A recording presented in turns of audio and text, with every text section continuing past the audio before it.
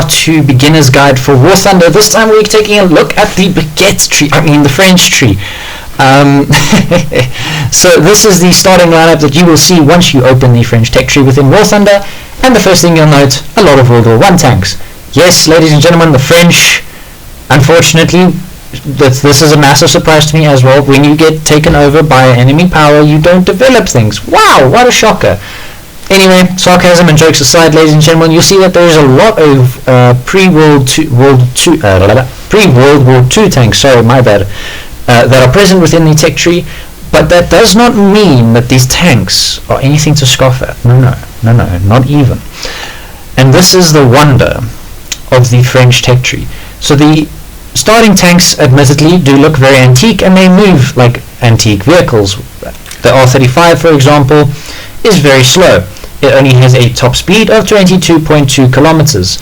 If you look at the H39, it only has a top speed of 41 kilometers an hour. That's slightly better than the R35. But the AMD 35 is really where the French tech tree comes into its own, because you have a top speed of 81 kilometers an hour.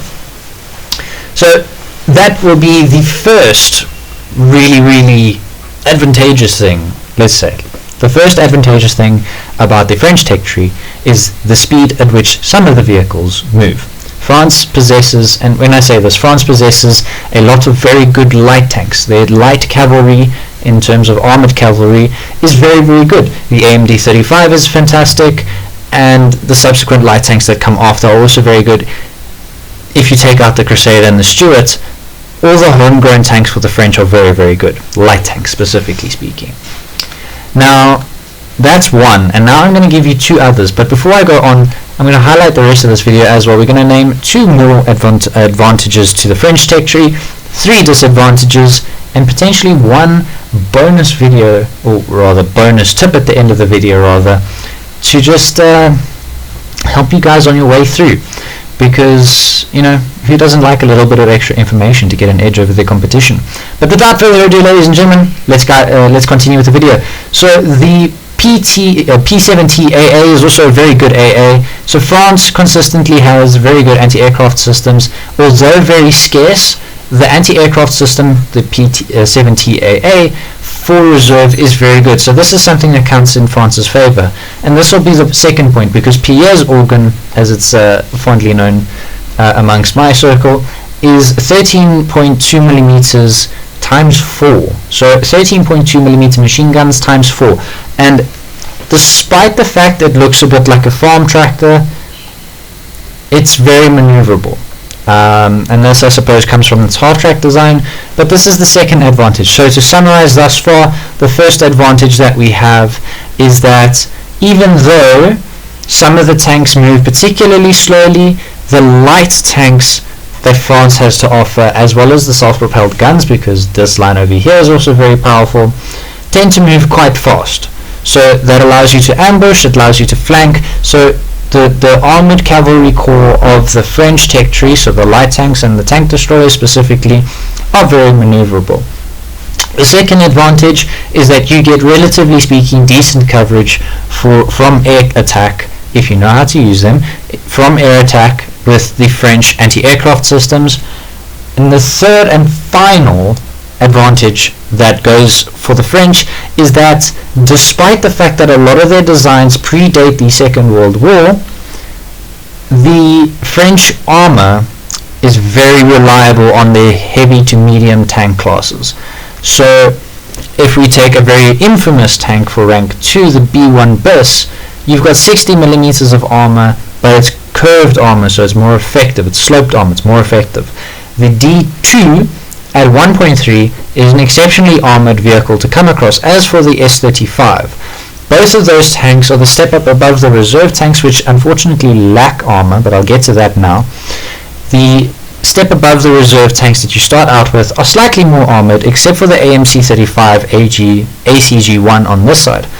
This is probably the same amount of armor as on the AMD 35 in all sort of reality, and the Lorraine, with its open back, obviously lacks turreted armor. However, that's that for the advantages. The disadvantages of the French tech tree. Wow. trying not to sound really biased against the French here, but like I've highlighted already in this video, a lot of the designs predate the Second World War, and as a result, a lot of the starting vehicles for France, the R35, the H39, and the AMD, all suffer from the same problem, and that is because they are predating the Second World War.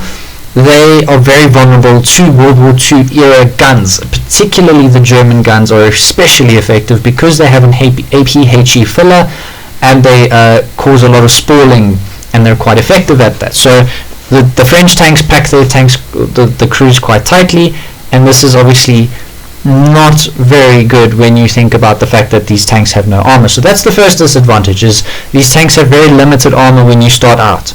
The beginning phase of the French tech tree is very light in terms of armor.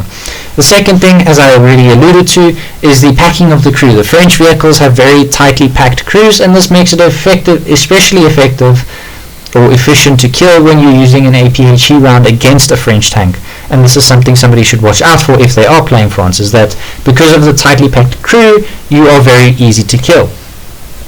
The third disadvantage that goes to the French is that the French guns are somewhat unreliable. Who would have thought? The R35 has a very decent-ish gun. It's a 37mm gun, but the round only actually goes through 54 mils of pen, which, like I said in my Swedish video, if you haven't seen that, please go check it out. In my Swedish video, the solid shots do struggle against a lot of targets because Gaijin changed the amount of spalling that they generate. So those are the three disadvantages. However, the extra bit of information is that you can currently get the AMD 35, SA35 for relatively cheap on the Gaijin marketplace.